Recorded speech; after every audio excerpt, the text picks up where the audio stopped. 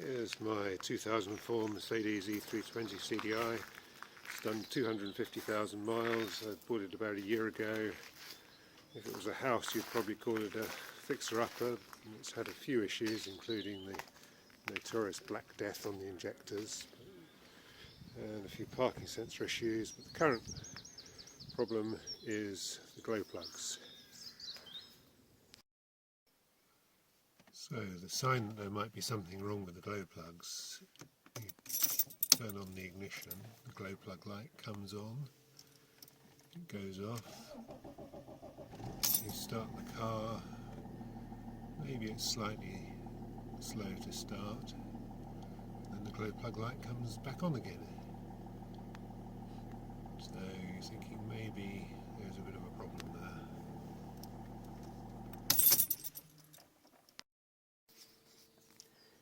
My plan is to use the iCarSoft diagnostic tool that I got for this car, because there's so many electronics in this car. I think you need some sort of tool. This cost about £140, so it's not cheap. If you're wondering where your OBD socket is, it's under there, under a hinged cover next to the bonnet release.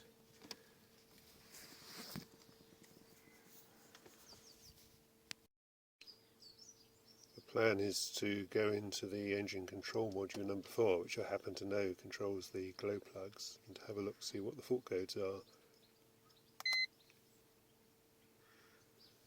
Read the fault code, and sure enough, glow plug cylinder 1 open circuit, 3 open circuit, 4 open circuit and 6 open circuit. So out of the 6 glow plugs, only 2 are working, which is a pretty precarious position if any more fail. So it really is time to do something about it. Moving under the bonnet, the first thing is to take the engine cover off, which is held on by 9 bolts. But one thing that's quite handy, and not everyone knows this, is that you can release these catches on the side of the bonnet, and then the bonnet will go a lot further up,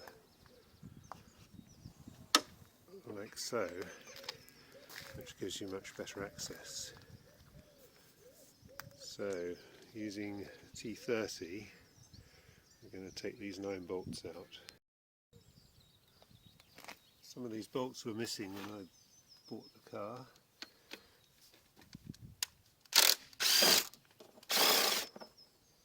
But they're available from Merck very cheaply, which is a pleasant surprise, because so often things like this cost a ridiculous amount of money.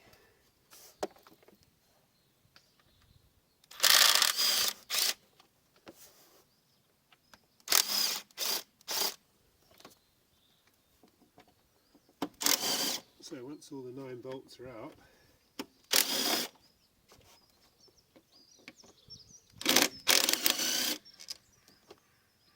the covers can be just lifted off as a pair.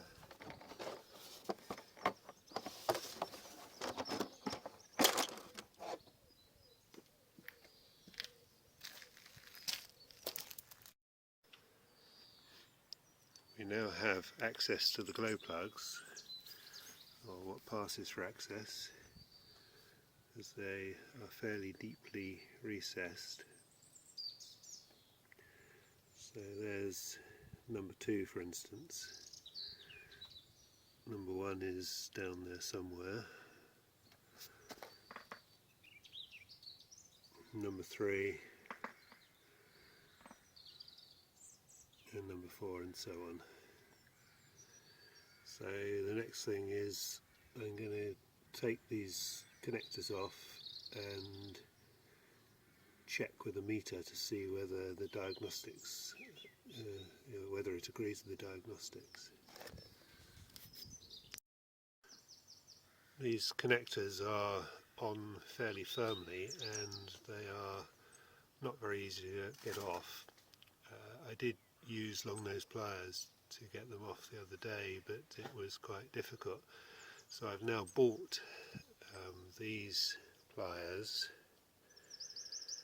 a grand total of about £5 from Amazon, and they are just the job. I'll try and show these pliers going on.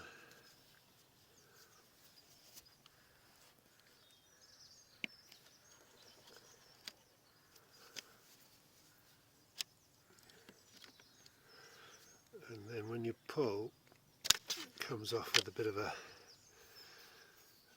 jump, so you have to be careful where you're pulling. The plan now is to use a multimeter to measure the resistances of each of the glow plugs. One end of the multimeter is connected to an earth, and then the other end just goes to the top of each plug.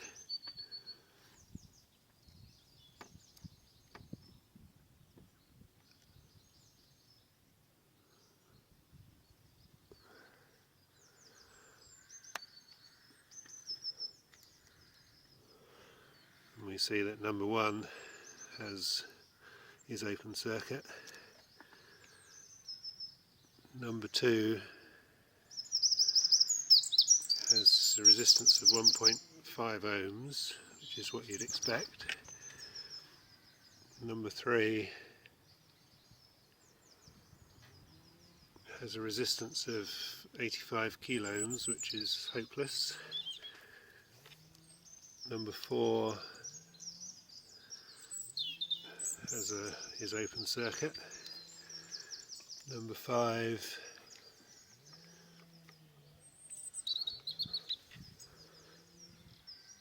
has a resistance of 1.2 ohms, which is okay. And number six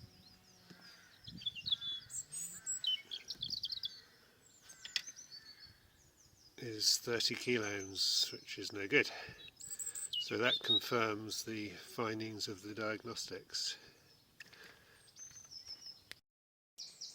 The number one thing that you mustn't do with glow plugs is break them. And the recommendation is always that you soak them in oil before you take them out. And in fact, on the NGK website, they suggest a whole week of soaking before you actually attempt to take them out, and you take them out on a warm engine. So that's what we're going to do. I have a range of different things that are supposed to free off stuck things, and given that it's, I think, usually carbon at the bottom of the glow plug that jams it, I was thinking of trying some car air intake carburetor cleaner, but I think I'm going to try WD-40, possibly the Crackit and Plus Gas, and as an experiment I'm going to just do 2 cylinders with each and just see if it yields any. It won't be scientific, but it might be of vague interest. Manufacturers have very kindly provided a well around each plug, so we can fill that well with WD-40, and we're going to do WD-40 on cylinders 1 and 2. And we're going to put shock freeze release spray on 3 and 4.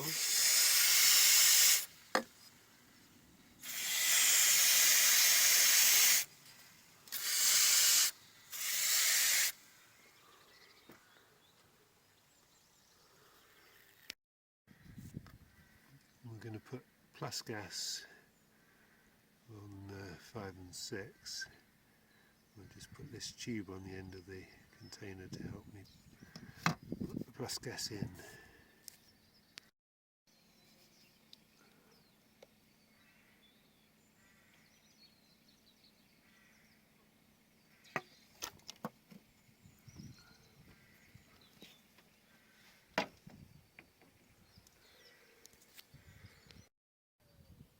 So that's it. We've filled the wells with oil of various sorts. We're going to now sit and wait. Just use the car normally, and I'm going to leave the top off so I can top up the wells occasionally. And I'm going to leave it for a week according to the NGK website, and then we're going to try and undo these glow plugs. Okay, so time has elapsed. the oil has soaked in and we're going to give it a go. I'm going to try and do number 4 and go through the whole process, and then obviously the others are going to be the same. So we take the glow plug off. Got a warm engine, but it's not so hot that it will cause me a problem. I've got a small torque wrench here, which is set to 25, which is supposedly a safe torque. So we'll give it a go.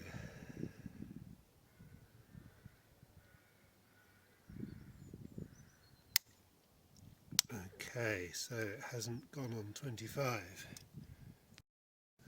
I'm going to try again.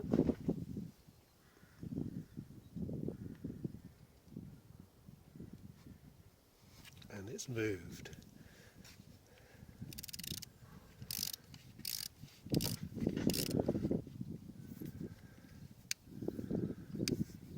And it's coming out fairly easily, I think.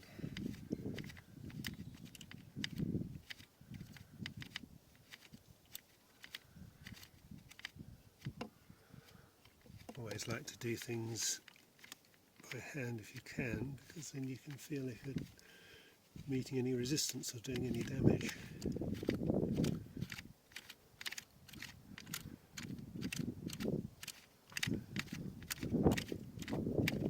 I think that's all the way out now. Just rubbing on that.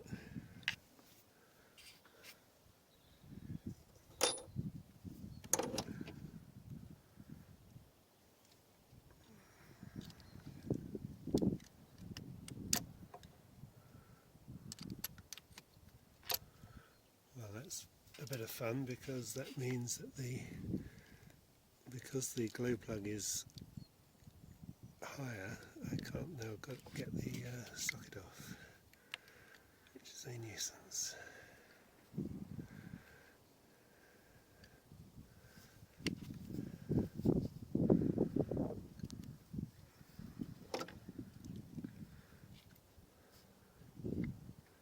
There's probably some angle where it will come out.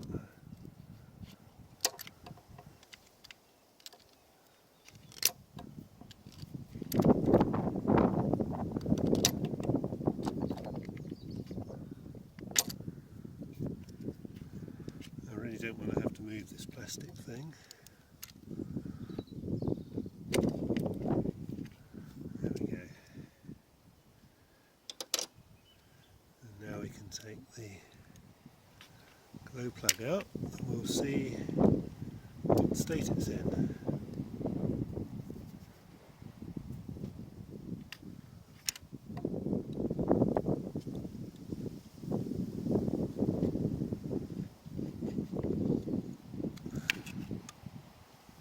There we are. Surprisingly not too bad at the end, but this glow plug is one of the ones that isn't working. So now the next thing is to use a reamer, which again I bought from Amazon. You can pay quite a lot of money for these, but if you're an amateur mechanic that's only going to be doing this once in a while, it seems to make more sense to buy something cheap that will not necessarily be all that brilliant, but it works. So the grease is to pick up the carbon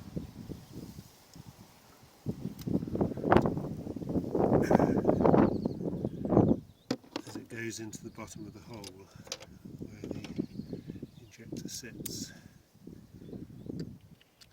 Again, we'll try and do this by hand as far as we can. And that's gone all the way in without any. I think that's all the way down. Yep, that's tight. It suggests that there isn't much dirt in the bottom of the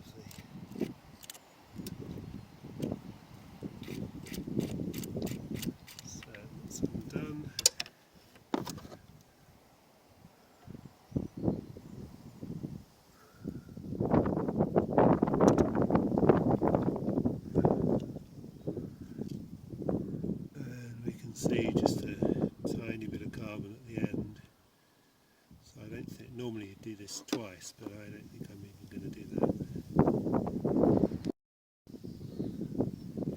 So the plug that's come out is actually a Bosch. I'm going to replace it with an NGK, and we're going to have some little fun with this plug a bit later on.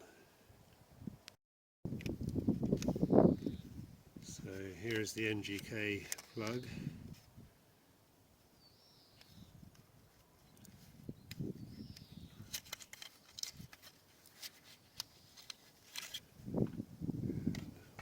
Do is put a little bit of copper anti-seize on this thread, just so that the next time I have to do this job I might stand a chance of doing it a bit more easily.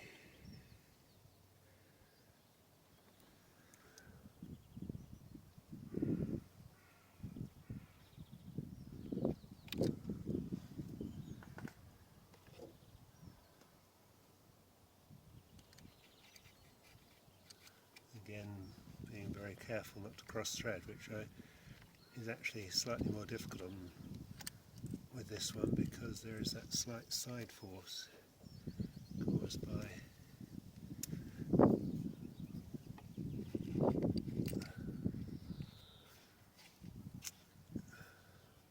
by this casing getting in the way. So just very gently.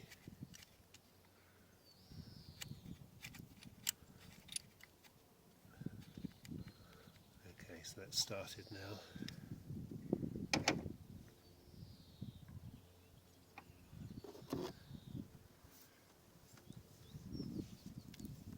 Now the tightening torque is, according to the packet, 10 to 15 Newton meters, so we'll go for 10.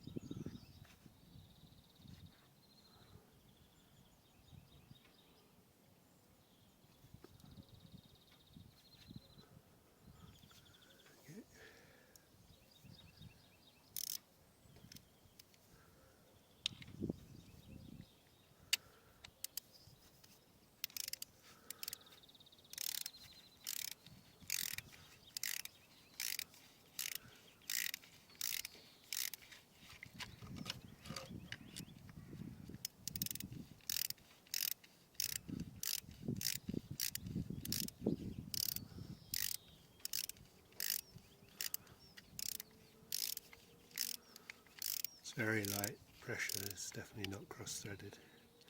So it's come up tight now, and we'll just go round to the torque.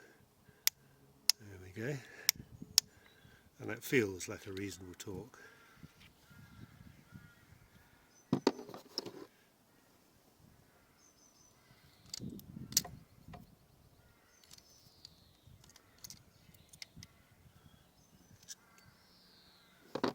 And then the last thing to do is to refit the cap, obviously.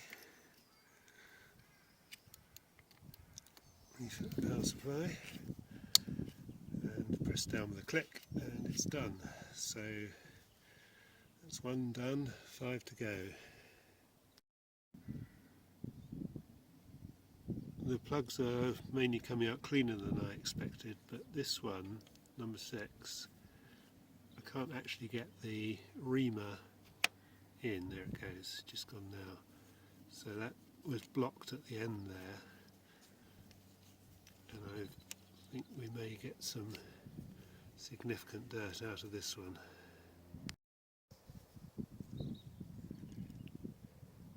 There we go, reasonable. Obviously the grease is there to pick up the carbon, but there was a reasonable obstruction at the bottom of that hole. Sorry about the focus.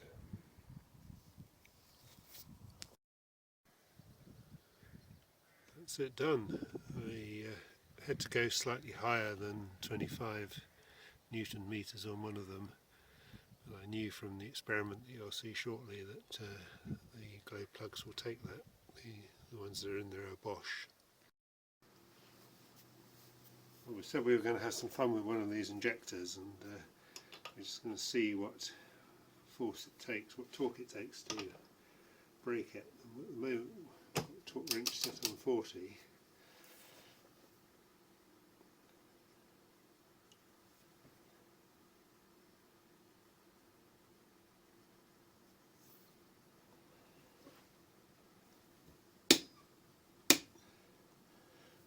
Is not enough, so let's go up to 50 Newton meters.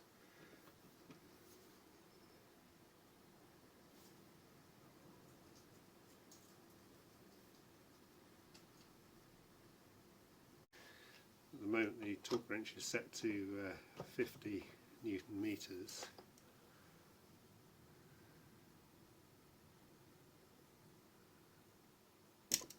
And there it goes. So 50 is not safe. Just to finish off, we've gone back into our diagnostics and we're going to read the fault code. And what's very satisfying about that is that they're shown as historic fault codes rather than current.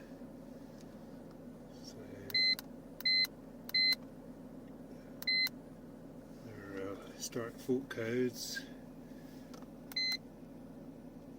If we go and clear the fault memory,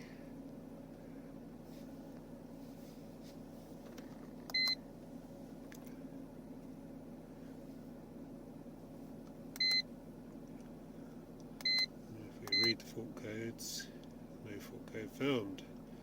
Job done. And when we turn on the glow plug light, and it doesn't come back on afterwards.